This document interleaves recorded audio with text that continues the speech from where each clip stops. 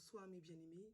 Donc aujourd'hui lundi 14 décembre 2020, je vais vous faire une courte exhortation pour que vous puissiez retrouver l'espoir, que vous puissiez retrouver la foi, pour que vous puissiez vous accrocher à Christ, surtout lorsque vous pensez que tout est perdu d'avance, lorsque vous pensez que ça fait longtemps que vous êtes concerné ou accaparé d'un problème.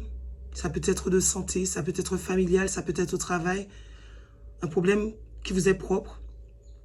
Ça peut être aussi quelque chose qui vous déplaît à l'intérieur de vous-même, que vous voulez cacher. Et par rapport à cela, cela vous oblige à avoir des attitudes qui vous empêchent d'aller au contact avec vos frères et sœurs, d'être épanoui dans votre vie de tous les jours.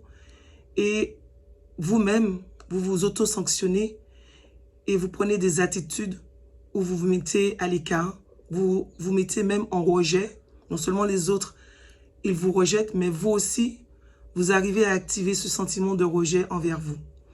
Alors pour cela, nous allons prendre la lecture dans Marc 5, où Jésus arrive et guérit un homme.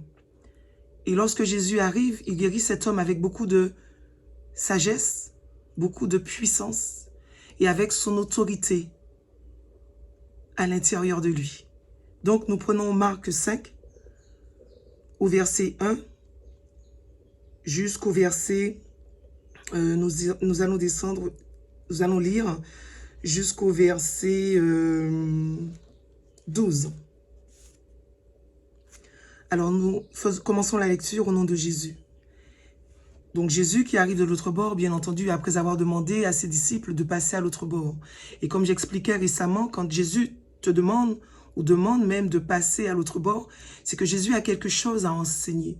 Et chaque fois qu'il demande de passer à l'autre bord, ou de passer, de le suivre, après avoir fait auparavant un enseignement, c'est que là, il va passer même au côté pratique de la chose.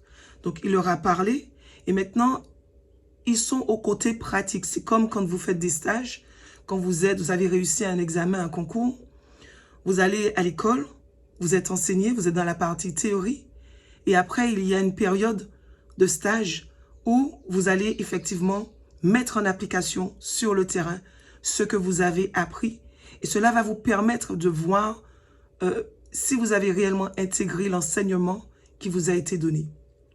Et comme je dis souvent, il faut savoir que la Bible a plusieurs interprétations, qu'il est important de ne pas la lire uniquement dans un sens premier, qu'on appelle le pshat, mais c'est-à-dire le sens littéraire, mais vraiment aller dans les profondeurs, étudier la parole, s'asseoir, la méditer et la comprendre pour en extraire le secret, la révélation, ce que Dieu a voulu dire pour que à ce moment-là, la parole en elle-même puisse, remplie de son autorité, agir à l'intérieur de vous.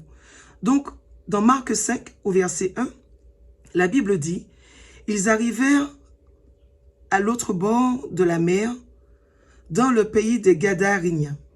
Aussitôt que Jésus fut hors de la barque, il vint au-devant de lui un homme, sortant des sépulcres et possédé d'un esprit impur. » Donc là, on nous décrit un homme qui n'est plus maître de lui-même, mais où il y a une entité, on dit même un esprit impur, qui domine cet homme dans son vouloir et son faire. Et cet homme est assujetti au désir et au désidérata de cet esprit qui le contrôle totalement dans ses pensées, dans son être entier. Et donc, au verset 3, cet homme avait sa demeure dans les sépulcres et personne ne pouvait plus le lier, même avec une chaîne. C'est vous dire que cet esprit qui agissait, opérait à l'intérieur de cet homme, le possédait avec une telle puissance qu'il a été rejeté et il s'est peut-être lui-même retiré de la ville, peut-être dans un soubresaut de conscience. Et ne comprenant pas ce qui lui arrive, cet homme s'est certainement mis à l'écart. Et il s'est dit, c'est là qu'est ma place. Puisque à certains moments, quand l'Esprit lui donne cette opportunité de se retrouver même en l'espace d'une fraction de seconde, cet homme s'est dit, mais je ne peux pas rester au milieu de mes semblables. Et donc, il s'est retiré dans les sépulcres. Et nous continuons la lecture pour comprendre ce qui se passe. Donc, au verset 4, car souvent, il avait eu les fers aux pieds et avait été lié de chaînes, mais il avait rompu les chaînes et brisé les fers, et personne n'avait la force de le dompter. C'est vous dire que cet esprit qui habitait à l'intérieur de cet homme, le possédait-elle, lui donnait une puissance en norme, hors du commun, qui fait que plusieurs, la Bible nous dit, avaient essayé de l'enchaîner déjà pour se protéger contre lui-même, mais également pour protéger les passants, même les gens qui venaient au cimetière, parce que les sépulcres, c'est un cimetière, et des fois, il y a des enterrements. Il y a peut-être des gens qui viennent se recueillir sur la tombe de leurs défunts. Et donc, cet homme, en fait, s'était accaparé ce cimetière, et plus personne n'avait la force de pouvoir l'aider, n'avait la force physique de pouvoir l'aider, ni la force spirituelle de pouvoir l'aider. Et donc, il était, en plus d'être dans le sépulcre et abandonné, coupé du monde, il était livré à lui-même. C'est ce que la Bible est en train de nous dire. Et donc, quand on continue, au verset 5, il était sans cesse, nuit et jour, dans les sépulcres et sur les montagnes, criant et se meurtrissant avec des pierres. C'est vous dire comment l'ennemi, l'esprit impur qui habite à l'intérieur de lui, n'a aucun amour pour son hôte. Son seul désir, son seul but, c'est de détruire la vie de l'autre. Et d'exposer, de s'exposer, de montrer aux passants, de montrer au monde que effectivement, quand il prend possession de quelqu'un, voilà comment il peut agir. Dans ce cas-là, donc, la Bible nous dit que cet homme criait, il vociférait sur les montagnes. Donc, et peut-être que dans ses cris, il appelait à l'aide, on ne sait pas. Dans ces moments de lucidité, peut-être qu'il criait, il demandait à sa manière à lui qu'il soit délivré, peut-être même qu'il demandait sa fin parce que il ne se supportait pas dans cet otage en fait spirituel qu'il subissait. Il arrivait même à s'auto-détruire, il se meurtrissait, il se frappait avec des pierres, donc on pouvait certainement voir un homme complètement défiguré, sale, qui pouvait être même être répugnant à l'aspect. Et donc, tout ça parce que il y avait une entité, il y a un esprit impur qui avait décidé d'élire domicile dans la vie de cet homme. On ne nous dit pas ce qu'il avait fait. On ne nous dit pas s'il idolâtrait, s'il avait eu des pratiques particulières qui ont fait, s'il avait ouvert des portes. Seulement, on nous dit les conséquences de la présence d'un esprit impur dans un être humain, dans un corps tout simplement. Quand ce n'est pas le Saint-Esprit qui gère notre vie, la Bible attire notre attention sur le fait que quand ce n'est pas lui qui nous habite, il y a d'autres entités qui peuvent nous habiter. Donc, d'où l'importance de pouvoir vraiment s'attacher à la parole de Dieu, l'importance d'éviter d'avoir contact avec toutes sortes de tentations, toutes sortes d'idolâtries, toutes sortes de sectes, toutes sortes d'endoctrinements, d'enseignements contraires à la parole de Dieu, et aussi éviter de faire des alliances qui pourraient vous entraîner ouvrir des portes même permettant à des esprits impurs d'agir à l'intérieur de vous, briser votre vie professionnelle, briser votre vie personnelle tout court et également votre vie familiale. Et c'est ce qui est arrivé à cet homme. Cet homme n'était plus l'ombre que de lui-même. Il n'existait pas. Il était mis à l'écart, rejeté. On avait même peur de lui. Il était considéré comme un démon. Donc, il ne fallait pas qu'il reste au milieu du peuple. Au verset 6, ayant vu Jésus de loin, donc Jésus a débarqué, ayant vu Jésus de loin, il accourut se prosterner devant lui et s'écriait d'une voix forte, « Qu'y a-t-il entre moi et toi, Jésus, fils du bien, du Dieu très haut? Je t'en conjure, au nom de Dieu, ne me tourmente pas. » Car Jésus lui disait, « Sors de cet homme, esprit impur. » Vous vous rendez compte que la subtilité de l'enseignement. L'esprit impur est dans le corps de cet homme, tourmente la vie de cet homme, a pris possession de la vie de cet homme, et lui, quand il voit Christ arriver, il se jette à ses pieds et il dit à Jésus, « Ne me tourmente pas ». Donc il sait qu'il est en train de tourmenter la vie d'un individu, et il sait également qu'en voyant Christ, en voyant cette autorité, qu'il n'a plus ce pouvoir de dominer la vie de l'autre, de tourmenter la vie de l'autre. Alors il dit à Christ, ne me tourmente pas. Mais lui, il s'octroie le droit de tourmenter ta vie, la vie de frère, la vie d'une sœur. Mais quand celui qui prie vient pour aider son frère dans la prière, aider sa sœur dans la prière, à sortir, à libérer, à être délivré, à être guéri de cette possession, il vous voit comme un agresseur, comme quelqu'un qui vient le tourmenter. Et nous continuons et nous voyons que il dit, ne me tourmente pas, au verset 8, car Jésus lui disait, sors de cet homme, esprit impur. Au verset 9, il lui demanda, quel est ton nom? Légion est mon nom, lui répondit-il, car nous sommes plusieurs. Et il le prie instamment de ne pas les envoyer hors du pays. Au verset 11, il y avait là, vers la montagne, un grand troupeau de pourceaux qui paissaient. Au verset 12, et les démons le prièrent, disant, envoie-nous dans ces pourceaux, afin que nous rentrions en eux. Il le leur permit, et les esprits impurs sortirent, entrèrent dans les pourceaux, et le troupeau se précipita des pentes escarpées dans la mer. Il y en avait environ 2000 et ils se noyèrent dans la mer. Donc là, la parole est en train de nous dire que effectivement, ces esprits impurs qui sont... parce qu'au départ, il dit ne me tourmente pas.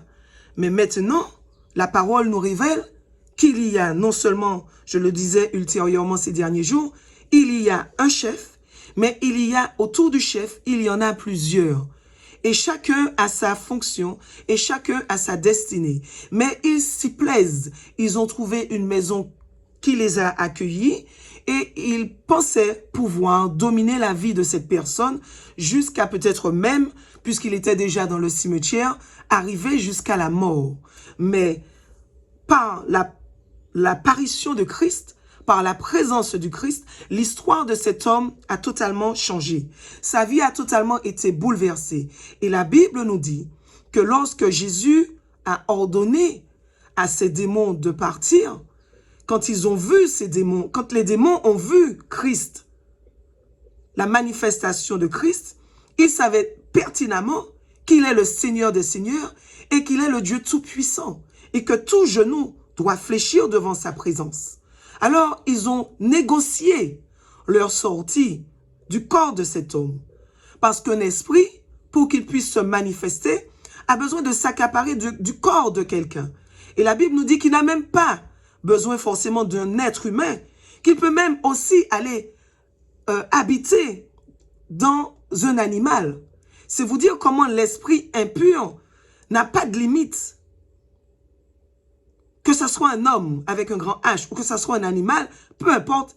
L'essentiel, c'est qu'il puisse régner dans une substance vivante, un être vivant, pour pouvoir y régner et faire des dégâts. Donc, on peut très bien imaginer que si ces pourceaux ne s'étaient pas jetés du haut de la falaise, que les propriétaires de ces animaux auraient pu être totalement tourmentés et peut-être même qu'il y aurait eu un transfert, puisqu'il y a transfert. Ils sortent d'un individu, d'un être humain pour aller vers un animal. Donc rien ne dit qu'ils ne peuvent pas sortir de l'animal pour aller vers l'humain. Donc il est très important de savoir, et la suite de la lecture nous dit que lorsqu'ils partent comme ça dans le désert, ils vont chercher cet esprit beaucoup plus méchant pour revenir de là où ils sont sortis, et la condition de la personne de Lot est bien plus mauvaise que la première fois quand ils y étaient. Donc, ils ne viennent pas pour cohabiter avec toi. Ils ne viennent pas pour négocier avec toi. Ils viennent pour manifester l'œuvre du diable, l'œuvre de l'ennemi. Ils viennent pour montrer effectivement que lorsque tu laisses la porte ouverte, lorsque tu donnes cours à toutes sortes de pratiques occultes, le danger qu'il y a d'inviter certaines entités qui ne te veulent pas forcément du bien, mais qui sont là pour pouvoir te détruire, pour pouvoir te rendre esclave et pour pouvoir t'assujettir. Il est donc très important de comprendre que pour éviter ce genre d'infestation, de possession, que tu dois faire alliance, non pas avec les esprits occultes, mais que tu dois faire alliance avec la lumière, qui est Christ, avec l'esprit de Christ, que tu dois vraiment être rempli de l'Esprit Saint. Tu dois être vraiment rempli de la présence de Yeshua pour que lorsque tu te trouves face à ce genre d'attaque, face à ce genre de menace spirituelle, que l'ennemi puisse sentir qu'il ne peut pas aller habiter à l'intérieur de ton corps parce qu'il en a envie, parce qu'il va savoir qu'il y a un barrage. Il va savoir qu'il y a plus fort que lui. Et cela me renvoie lorsque Jésus était à Gethsémani et que le jour de son arrestation, lorsque les soldats sont venus l'arrêter, Jésus leur a dit, qui cherchez-vous? Ils ont répondu, Jésus de Nazareth. Il leur a dit, c'est moi. Ça s'est renouvelé au moins 2 fois. Et ils n'ont pas pu attraper Jésus. Ils n'ont pas pu se saisir de lui. Pourquoi? Parce que la puissance, l'autorité divine de Jésus faisait que ces soldats qui exécutaient les ordres des grands sacrificateurs qui leur avaient demandé d'aller de Pilate même, du procureur en place, d'aller arrêter Jésus pour pouvoir justement lui faire son procès en pleine nuit, et en plus de ça, le condamner alors qu'il est strictement interdit de juger quelqu'un en pleine nuit selon la tradition juive. Donc la Bible nous montre que ces soldats n'ont pas pu lui mettre la main dessus parce que Jésus ne leur avait pas donné encore l'autorisation. Cela nous montre bien que pour que l'ennemi puisse rentrer facilement à l'intérieur d'un individu, parfois il arrive qu'il y ait des actes où certaines personnes peuvent être vendues depuis leur naissance, ou encore il y a des personnes qui consciemment font cette connexion avec les sciences occultes, avec toutes sortes d'entités sataniques, diaboliques, et cela peut même leur coûter la vie et la vie de leurs enfants. Donc, l'exhortation d'aujourd'hui, c'est pour te dire que quelle que soit la situation, quel que soit ce qui te donne l'impression que tu ne pourras jamais t'en sortir, et quel que soit... j'ai envie même de dire, pour reprendre les textes de la Bible, quelles que soient les tâches, quels que soient les actes, quel que soit le pourceau même qui voudrait rester caché à l'intérieur de toi pour t'empêcher de pouvoir être en connexion avec Christ, quel que soit ce qu'on ait pu faire de ta jeunesse, quel que soit ce qu'on ait pu faire de ta vie, on ait mis un pacte sur ta vie, crois en Christ, crois en lui, laisse-le rentrer, laisse-le mettre de l'ordre dans ta vie, donne-lui la possibilité d'ordonner à ces démons de sortir de ton corps et qu'ils sortent et qu'ils aillent dans les lieux arides et qu'ils ne reviennent plus jamais. Donne à Christ l'opportunité d'être le souverain de ta vie. Donne à Christ le pouvoir et l'autorité d'habiter à l'intérieur de ta vie. Donne à Christ la possibilité d'enlever ces chaînes que les démons avaient mises sur ta vie pour t'empêcher de servir Christ. Et nous voyons même qu'à la suite de cette lecture, à la fin du chapitre, que cet homme est allé, il est devenu évangéliste. Donc ne crois pas que parce que tu as connu toutes sortes d'épreuves, la drogue, la pornographie, la prostitution, tu as peut-être même violé, peut-être même tu as ôté la vie de quelqu'un. Quand tu étais dans les ténèbres, tu as commis ces choses. Mais aujourd'hui, Christ est venu porter la lumière à l'intérieur de ton être, de ta conscience.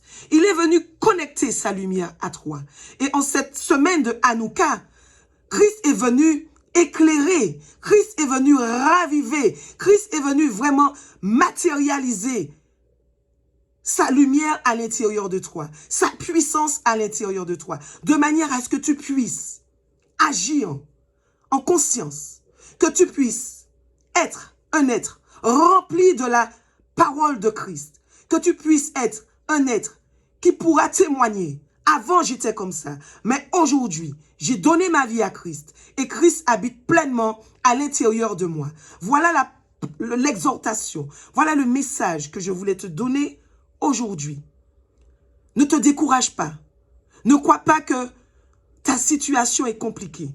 Ne crois pas qu'il n'y a plus de solution pour toi.